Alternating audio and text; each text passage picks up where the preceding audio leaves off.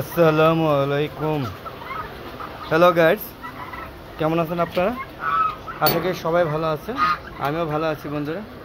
বন্ধুরা আজও প্রচুর বৃষ্টি হয়েছে।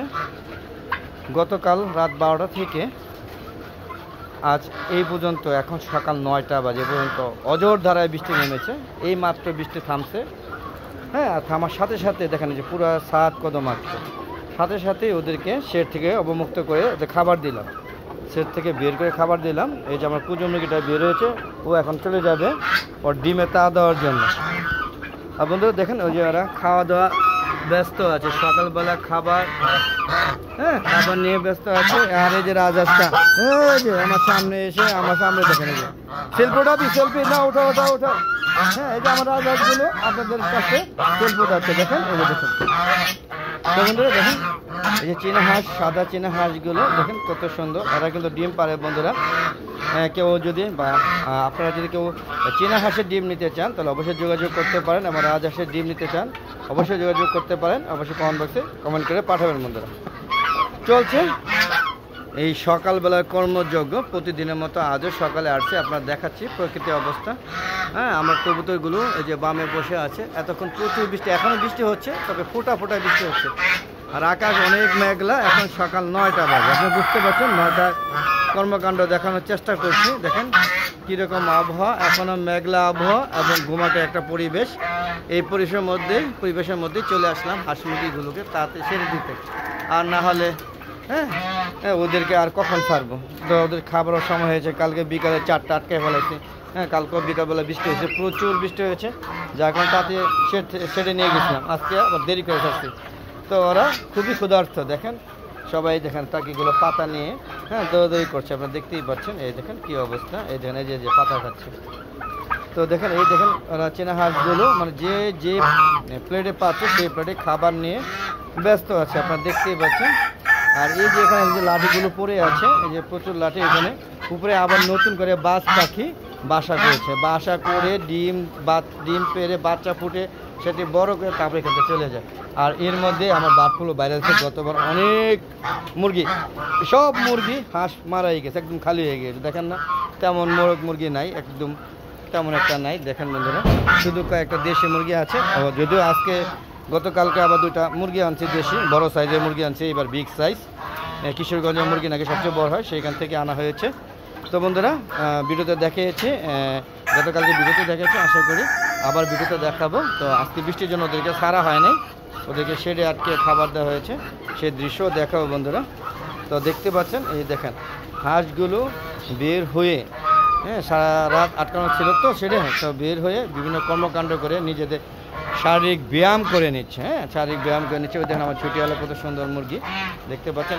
এদের বেছে আমি 6টা আনছিলাম, একটা টিকে আছে, বাকিগুলো বার্ডফ্লুতে মারা গিয়েছে। এই একটা আল্লাহর মতো টিকে আছে।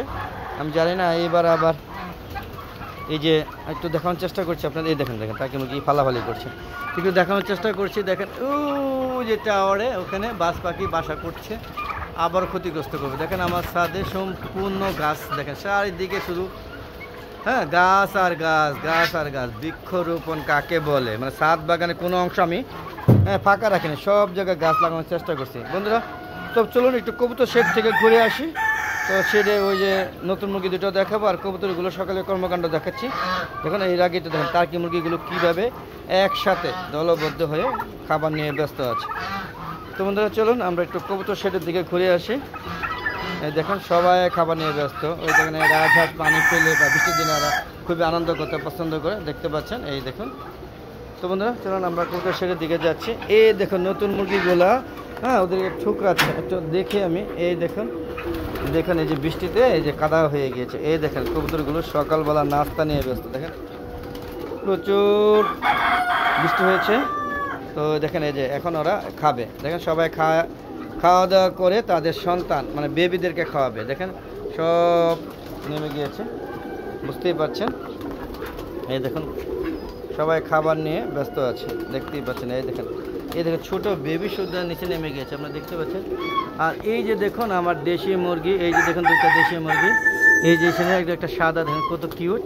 ওই যে দেখুন কত কিউট, ও বেরোতে চাচ্ছে, ওকে বের করে দিতে হবে। দেখুন ওই যে ও মুরগের সাথে, মুরগ গিয়ে ওকে আমন্ত্রণ জানাচ্ছে, তুমি বের হও, তুমি বের হও, তোমার সাথে হ্যাঁ ঘোরাঘুরি করব। দেখতে পাচ্ছেন আমার দেশি ওই যে সাদা মুরগিটা ওই যে করছে। আর এইখানে এই দেখুন একটু খুলে দেওয়ার চেষ্টা করছি, দেখি এই যে দেখুন একটা নতুন অতিথি, এই যে দেখুন নতুন অতিথি সামনে আসছে, এই দেখেন এই যে একটা, হ্যাঁ আর ওই যে সাদা একটা।